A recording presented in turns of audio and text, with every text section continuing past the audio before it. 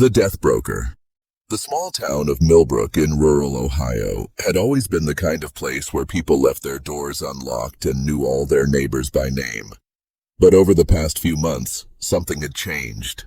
Residents began hearing bells ringing at night, the same bells that used to announce real estate sales during the day.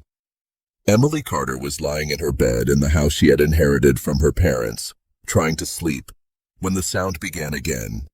It was a strange, dissonant melody, as if someone was playing with the bells in the wrong way. She got up and looked out the window, but the streets were empty. The only building with bells was the old Sterling and Associates real estate brokerage office, abandoned for nearly 2 years. Emily had always heard rumors about that place.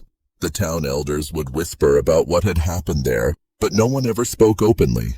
When she was a child, the office had always been full of life. Brokers coming and going, happy families signing contracts, bells announcing new sales.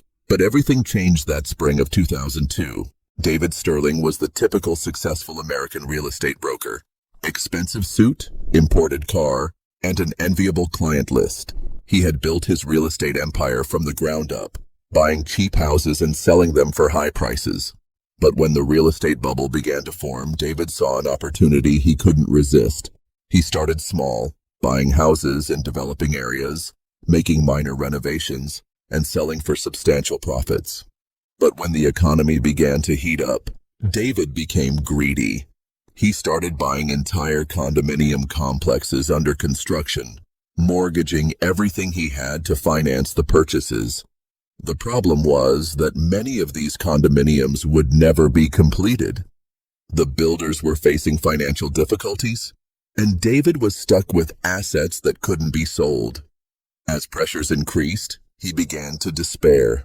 On the night of March 15, 2002, David Sterling arrived at Riverside Gardens condominium complex, a 40-unit building that had never been completed. He had a desperate plan: to set the building on fire and collect the insurance, using the money to cover his debts. But something went terribly wrong. The fire spread faster than he had expected. What was supposed to be a small, controlled fire became a hell consuming the entire complex. David tried to flee, but the flames surrounded him. The firefighters arrived too late to save him. When they found his body, he was clutching a folder full of fake insurance documents. But the worst was yet to come. 3 families had bought apartments in that building. They were young couples, dreaming of their first homes. They all died in the fire. The investigations revealed that David had hidden the truth about the building's condition. The structures weren't ready. The electrical systems were dangerous, and there were no proper emergency exits. After the tragedy, Sterling's office was closed. The town's real estate business was never the same. But the strangest thing was what happened to the bells. They continued to ring, even with no one to operate them. Sometimes it was just a solitary bell. Other times, all of them would ring in a terrifying cacophony. Residents began avoiding the area. Houses that had once been worth hundreds of thousands of dollars now stood abandoned. The entire block seemed cursed. Some of the more courageous tried to buy the properties, but something always went wrong. Documents would disappear, titles would be contested, and the bells would ring louder. Emily had always thought they were just local ghost stories until she started hearing them every night. But when she decided to investigate further, she discovered that the rumors were true and far more terrifying than she had imagined. At the municipal library, Emily found the old case files. The original investigations had been archived, but the documents were still there. What she discovered horrified her. David Sterling wasn't just a desperate broker. He was a man who had completely lost his morality. In the weeks before the fire, David had forged documents, lied to entire families, and manipulated records to hide the truth about the dangerous conditions of the properties. He had promised safe homes to families with young children, knowing those homes would never be completed. The worst part was that he didn't regret it. In police interviews, David had said, "Everyone does what they need to survive. I was just more creative." These words echoed in Emily's mind as she read the documents. That same night, Emily decided to confront whatever was causing the bells. She walked to the abandoned office, her heart beating fast. The building was in ruins, broken windows, faded facade, but the bells were still there, hanging at the top. As she approached the door, the bells began to ring. But this time, it was different. The melody was recognizable. It was the tune David Sterling used to play when announcing a successful sale. Emily felt a chill run down her spine. Inside the office, everything was covered in dust, but the furniture was still there. On the main desk, there was a folder with old documents. When Emily opened it, she found fake contracts, manipulated receipts, and a list of names, the families who had died in the fire. Suddenly, the office temperature dropped drastically. Emily could see her own breath. The bells stopped ringing, and a deadly silence took over the place. That's when she saw him, a translucent figure wearing an elegant suit, but with visible burn marks through the fabric. David Sterling was there, but not as a living man. He was a shadow of his former glory, condemned to repeat his mistakes forever. His eyes, once full of ambition, were now empty of any human emotion. "Have you come to judge me?" the figure asked, with a voice echoing as if from far away. "No," Emily replied, surprised she could speak. "I came to understand." David explained that he was trapped in that place, condemned to ring the bells of shame eternally.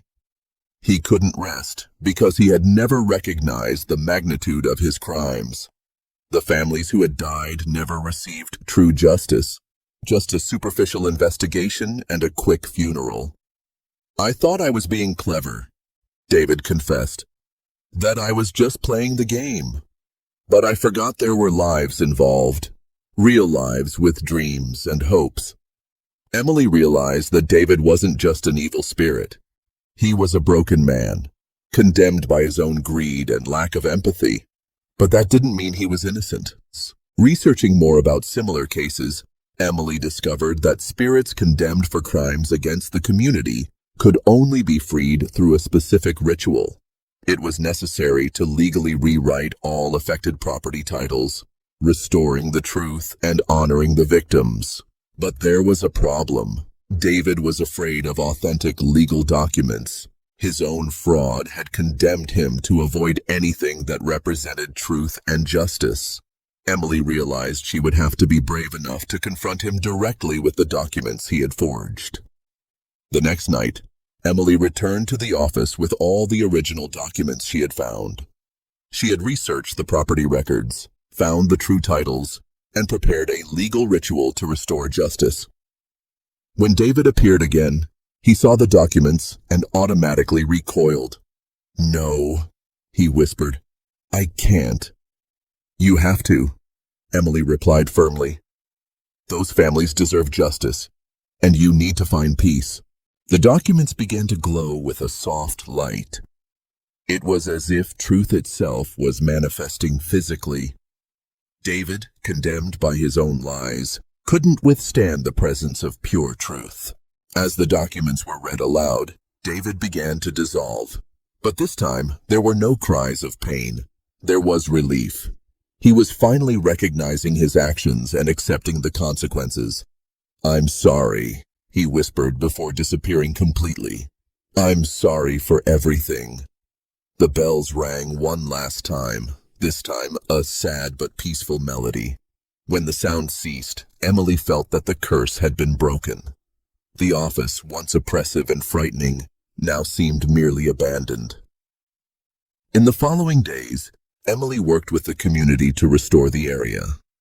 The documents were officially rewritten, the property titles were corrected, and a memorial was erected for the families who had lost their lives. The office was demolished, and a community park was built on the site. The bells never rang again. But Emily knew that stories like David Sterling still existed. In every small town, in every community, there were lessons to be learned about the importance of integrity, honesty, and respect for human life. Years later, Emily became a respected real estate broker in Millbrook.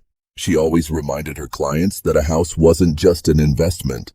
It was a home, a place where families lived, grew, and dreamed. She never forgot David Sterling's lesson, that greed, when not controlled by ethics, could destroy innocent lives.